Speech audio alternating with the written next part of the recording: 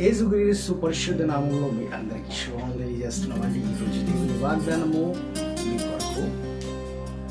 ఆయన నీకు కీర్తనీయుడు, నీవు కనులారా చూచుచుండగా భీకరమైన ఆ గొప్ప కార్యములు నీ కొరకు చేసిన నీ దేవుడు ఆయనే. భీకరమైన గొప్ప